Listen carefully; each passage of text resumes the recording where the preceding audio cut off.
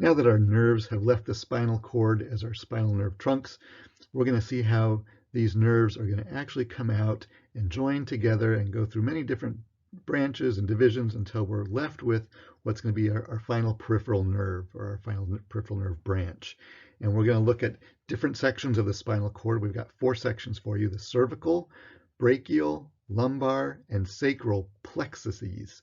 And that's going to give us our terminal nerve here. So I threw that word plexus out at the end of the last segment. A plexus is basically just a braid or a network. And in this case, we're going to be looking at a network of nerves. So we have these nerves coming out of the spinal cord, and they're going to divide, and then they're going to hook up with other ones, and they're going to divide again until we finally get these terminal branches here. This whole big network in the cervical region is going to be called the cervical plexus, and that's going to be from C1 to C5. And what that's going to do on the sensory side is it's going to take sensory from the back of your scalp, around your ear, and all of your neck. So it's all this upper region except for your face, because cranial nerve 5, your trigeminal nerve, with, remember, those 3 branches, the ophthalmic, the maxillary, and the mandibular branch of cranial nerve 5, they're all getting sensation from your face. So we don't need that. Cervical plexus is sensation everywhere else from the neck on up. On the motor end of thing, we're going to see a lot of other nerves, and they are going out to all the infrahyoid muscles of your neck, the geniohyoid muscles controlling your tongue, and then the most important one that I want you to know in this section is the phrenic nerve. The phrenic nerve comes from C3, C4, and C5. And it's really easy to remember that. We've got 3, 4, and 5, and you can see the little branches coming off from each of them, making this phrenic nerve. Phrenic nerve goes to the diaphragm, and the diaphragm muscle is going to contract, and that's what's going to allow you to breathe. So we say C3, 4, 5 keeps the diaphragm alive. If you can remember that little saying, C3, 4, 5 keeps the diaphragm alive, that's the one that you're going to need to know for the cervical plexus. You can see it here on the cadaver. The phrenic nerve is this nerve right out here. I'm not going to have you name any of these other nerves, but let's just kind of review a couple little structures here. You might see this double-bellied muscle, and remember that this is the omohyoid. We have the omohyoid, and that would make this one right here the sternohyoid. We've also got this big, strong vessel here. This would be your common carotid, your right common carotid artery, and then it's branching into the external carotid artery and the internal carotid artery. You've got coming down underneath here, going to these infrahyoid muscles, is going to be, or these hypoglossal muscles, is going to be the hypoglossal nerve, cranial nerve 12. And then you've also got, if this is the phrenic nerve way out here, traveling right next to the carotid artery, is going to be our vagus nerve, cranial nerve 10. So these guys I do want you to be familiar with. What they've cut out here is the internal jugular vein, which will be sitting right on the other side of this vagus nerve in between these two. And they've also cut off that sternocleidomastoid muscle so you could see everything in here. Okay, so moving on to the next plexus, so down a little bit lower, from C5 to T1, we're going to have what's called the brachial plexus. And the brachial plexus is going to be this big network of nerves again that's coming out, and it's going to be supplying your upper extremity, basically. When it comes out of here, it's going to cross over your first rib to get out of your thoracic region, and then it's going to go underneath your clavicle. So sometimes they can get entrapped in between there, and that can cause some pain and problems. We have, in this plexus, we have names for these nerves as they're joining together and then separating again, and they go by roots, trunks, divisions, cords, and then branches. And I'm not going to have you learn all of these other nerves. I'm going to have you learn 5 of the nerves coming out of here. But I do want you to understand this plexus, and I want you to remember these are roots, trunks, divisions. So we have a posterior division going backwards or to the posterior side, and then anterior division coming anteriorly. And they're going to feed nerves that are going to go posterior and then anterior. So coming and I'll show that to you, but I'm going to give you a little mnemonic so you can remember these. Your book gives you these: roots, trunks, divisions, chords, branches. Risk takers don't cautiously behave. Well, that's the most boring thing I've ever heard. So there's one I learned growing up or in college, and everybody uses this. Remember to drink cold beer. Remember roots, 2 trunks, drink is our divisions, cold is our chords, and beer is our final branches here. So let's look at these branches. Coming off of this posterior chord is going to be our radial and our axillary nerve. So these are going deep. The radial is going to go to the posterior side of your arm, so it's going to do all of your extensors. So that makes sense that it's coming off of this posterior chord. And the axillary nerve is going to go deep into your axilla, and it's going to eventually go to your deltoid muscles, and it's going to wrap around the back to go to your teres minor muscle. So those are both coming off the posterior chord, and they're deep. The other 3 are going to be your musculocutaneous, median, and ulnar nerve. These are going to the anterior arm and forearm. And I put on here an M because they make together a big M. And you'll see this probably a little bit better when I show you the cadaver on the next slide. But they're coming off of the anterior divisions, and we're going to have a lateral and medial cord coming off of that. And they're just going to be branches off of this anterior part. This musculocutaneous is going to go to the is going to actually go through and pierce the coracobrachialis muscle, and then it's going to feed or innervate all the muscles of your anterior arm, so your biceps brachii, your brachialis muscle, and the coracobrachialis.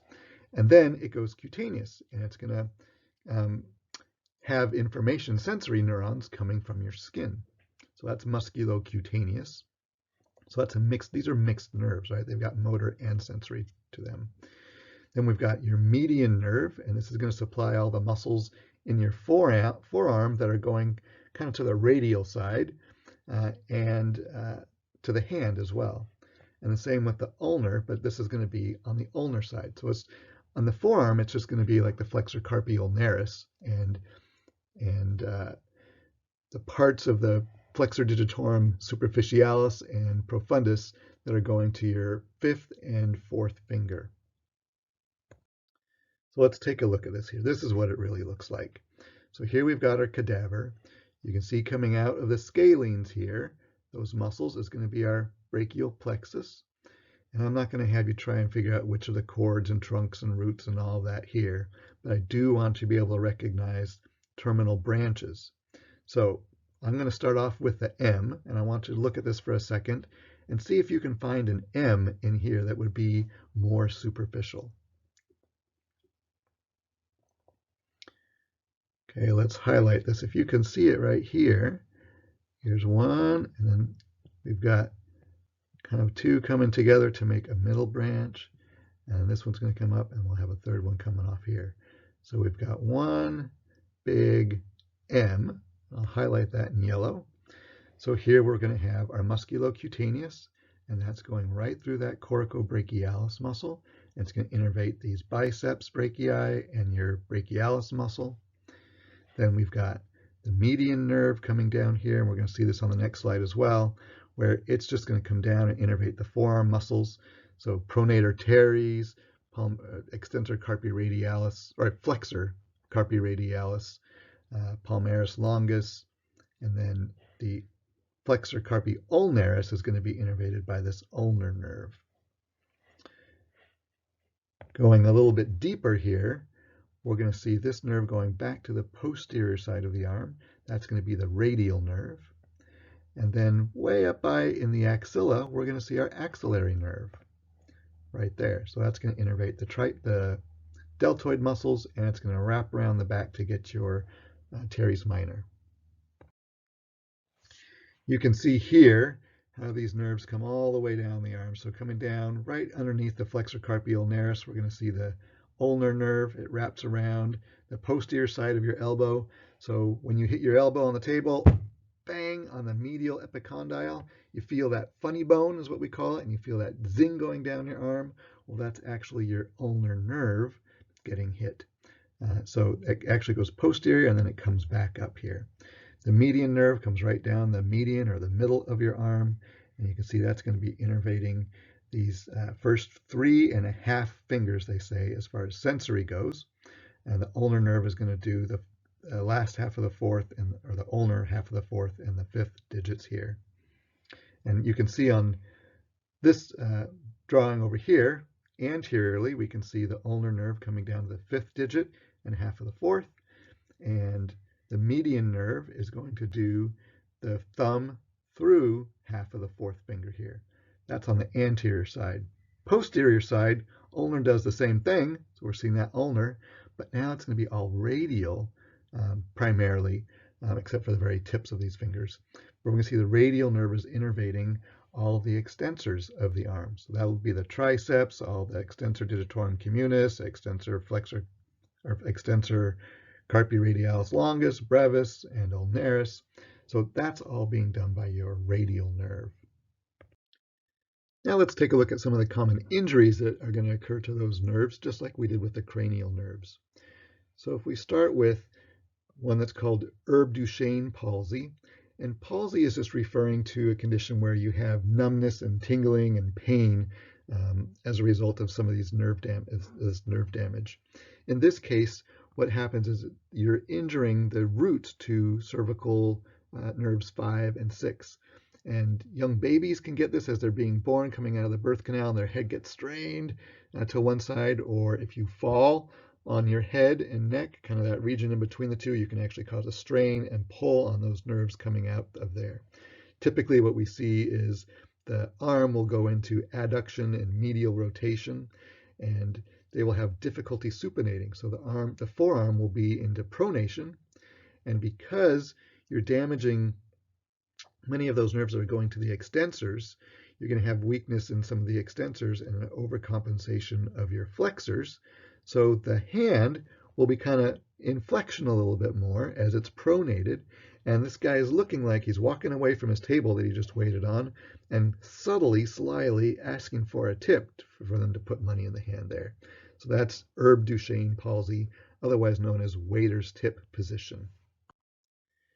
The next one up is radial nerve injury, and this can often result in wrist drop.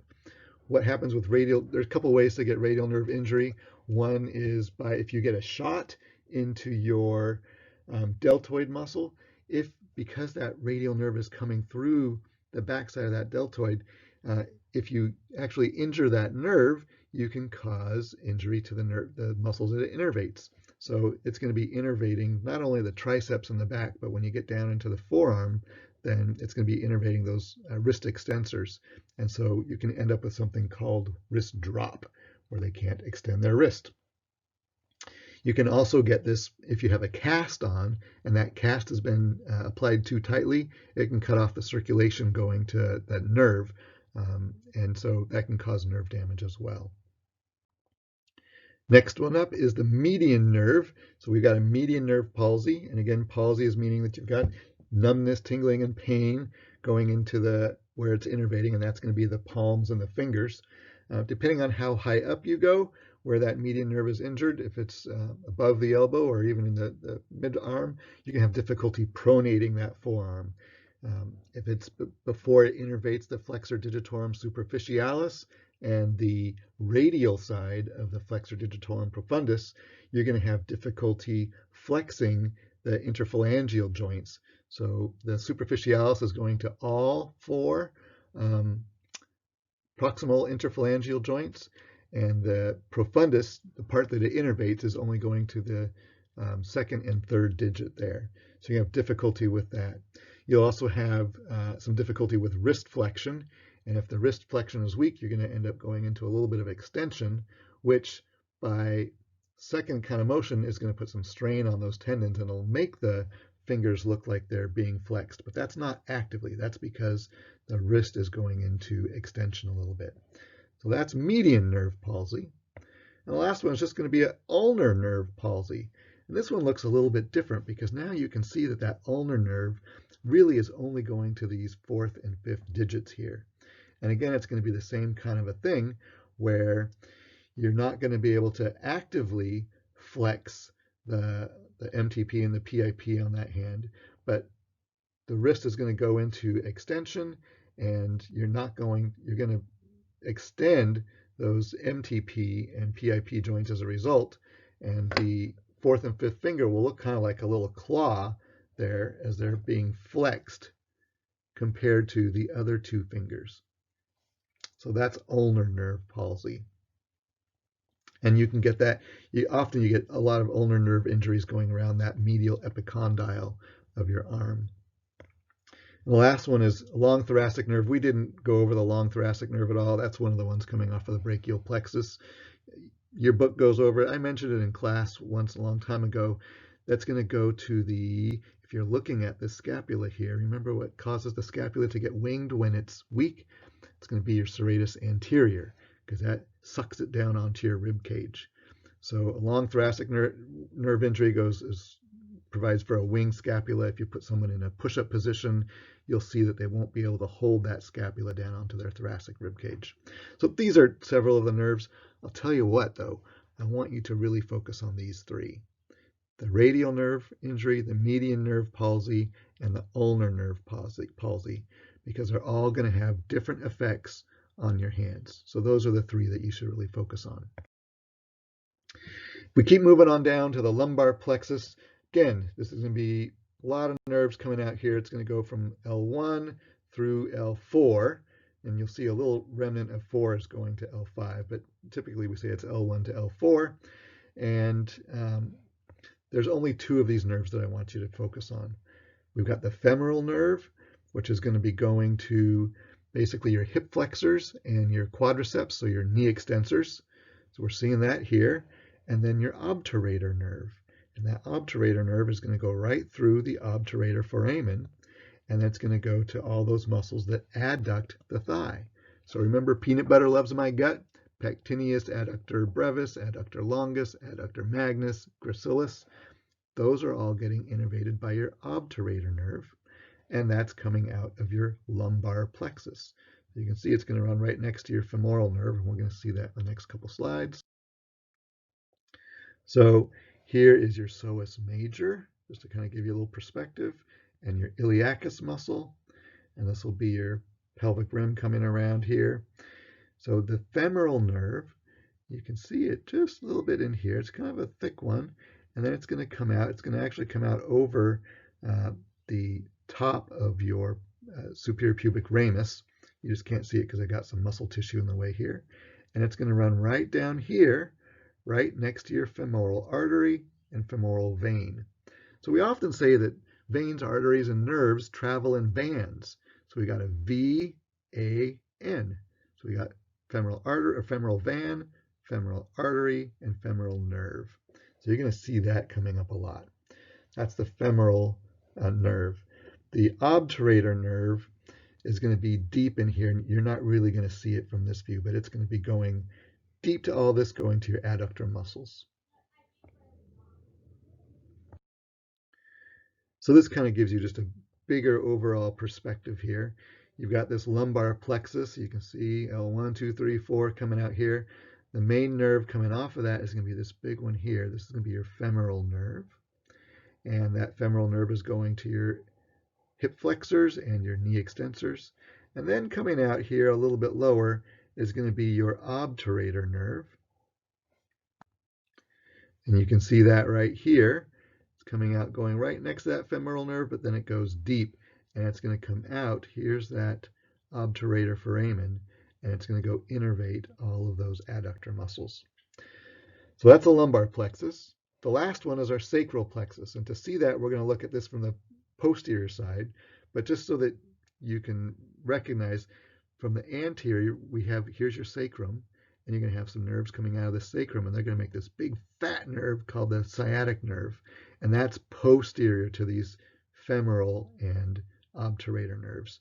So let's turn this guy around and look at it from the back side. Now you can see coming out of the posterior, or the sacral foramina here, we've got this big thick nerve that looks like a big old rope. This is your sciatic nerve, and this sciatic nerve is going to come down, and just before you get to the knee, it's going to divide into a common peroneal and a tibial nerve. So let's look at this on the next slide. Here's that big old sacral plexus with a ton of different nerves coming off of it. Again, I'm only going to have you learn a few of them. We're going to have a superior and inferior gluteal nerve. So these are going to your gluteal muscles. And I'm going to have you be responsible for the sciatic nerve. And you can see the sciatic nerve is going to split into a tibial nerve and a common fibular nerve. The tibial nerve is going to go straight down behind your tibia posteriorly, and it's going to innervate all your calf muscles, so your gastrocnemius, your plantaris, soleus, and then the deep flexors of your leg, tibialis posterior, flexor digitorum longus, and flexor hallucis longus. And then the intrinsic muscles of your foot, remember your flexor digitorum brevis, adductor hallucis, abductor hallucis, and abductor digiti minimi. So that's all tibial nerve. Common fibular nerve is going to be going around the fibular neck, and it's going to be innervating the lateral muscles. So those would be the fibularis longus and brevis, and then going to the anterior compartment muscles of your legs. So that's going to be your tibialis anterior, extensor digitorum longus, and extensor hallucis longus. And then there are several intrinsic foot muscles, but I don't believe I gave you those, so you don't need to worry about that. Here you can see a nice picture of that sciatic nerve, that big thick, it really looks like a big rope when you're looking at a cadaver. And that rope is coming right out of this muscle here, which is kind of triangular or pear-shaped. They call that the piriformis muscle, and that's going to be one of your big external rotators. Remember, you got your piriformis, your gemellus superior, obturator internus, and gemellus inferior. All those little muscles right in here. So that sciatic nerve is coming out between them in general. Sometimes it actually comes out in the middle or even above the piriformis muscle. But above the piriformis and below the piriformis are going to be our superior gluteal muscles. So it's going to the superior part of the gluteal, maximus, minimus, and medius, and then the inferior gluteal muscles coming down here below. So those are all of your nerves that you need to be responsible for. We'll kind of finish up here by just looking at sciatica. And sciatica is when that sciatic nerve gets compromised somehow. So it can get compromised way up in the lumbar region. Remember, we have your disc, so that's the annulus fibrosus and the nucleus pulposus inside. Well, if that herniates, it can push on those dorsal roots, or the ventral roots actually, and anywhere on this spinal nerve, to be frank, and that can cause that to get stimulated. It can cause weakness in there if it's on the ventral side, and if it's stimulating the dorsal ones or compromising them, it's going to signal for pain. So you can see that coming out here. And that you're going to feel that all down the leg, because all that your brain knows is that something is signaling it electronically, and it's coming from this region here. So you can injure it here. You can injure it right where it's coming out of that piriformis muscle. If that piriformis is in spasm and pushing up against the nerve, you can have compromise there. You can have compromise in this intervertebral foramen. And that's going to be like as these discs start to collapse as you get old, then that hole where those nerves are coming out is going to get smaller and smaller, and it may build up with calcium or get little spurs in it, and that can cause injury to these nerves as they're coming out of here. So a lot of different ways that this nerve can get injured. Even the connective tissue that's holding it together, if it gets too tight and doesn't allow that nerve to stretch as you move, that can cause some pain. Last concept in this section is just that of dermatomes. And dermatomes are going to be regions of skin that are supplied by a spinal nerve that's coming out. So we've got a region for each spinal nerve except for cranial nerve, or not cranial nerve, spinal nerve 1, cervical nerve 1, because remember that doesn't have any sensory information to it. So we start with cervical nerve 2, 3, 4, and they just kind of map to different areas of your body. It's pretty clear when you get into the thoracic region, they're just going to be going across at that level. So we've got T1, 2, 3, 4, all the way down to T12. The cervical region is going to kind of match the brachial plexus. So we can see as we go down the arm, see 3, 4, 5, 6, and then we get around to the kind of the very middle section here. Anteriorly is going to be 7, and then 8 on the ulnar side. Posteriorly, you can see a little bit larger section for C7. But you can kind of see how this is just going to map to different parts of the body. And when you injure that nerve, no matter where it gets injured, it may feel like you have pain in a different part of your body. So if you get injured up at your neck here, you may feel pain down in your thumb, but it's only because that nerve is responsible for that area. So those are called dermatomes. You can even have them for viscera. So your appendicitis, which your appendix is sitting right down in here, you may actually feel sharp pain right in the middle of your belly button or your umbilicus. We can also see dermatomes represented through different types of pathologies. One is shingles. You may have heard of shingles. It's also called herpes zoster. There's different forms of it. But with shingles, basically, if you were young and got the chicken pox, and in my generation, almost everybody got the chicken pox, you get that virus, it gives you all these nasty blisters and puzzy sores. You get over that, you think that you're done with chicken pox. Well, that virus actually can live in your nervous system, in your spinal cord, dormant. So it can last for years, and it may never resurface again.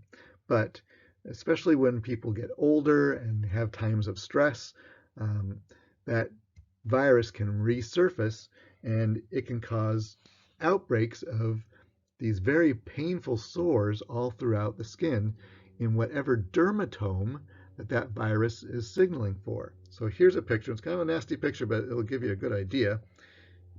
This guy is having an outbreak of herpes zoster or shingles, and these little blisters are due to a virus that was affecting these nerves that were in the spinal cord up here and causing problems with the skin. And these can last, actually they can last for years. I have an aunt who got one shortly after her son got divorced, and it was very traumatic for her. And she's had shingles ever since, and that was probably 10 to 15 years ago. And it can be very difficult and traumatic and painful. They can go away. They can last for a long time. Anyway, that's shingles, and showing you how those dermatomes can be affected.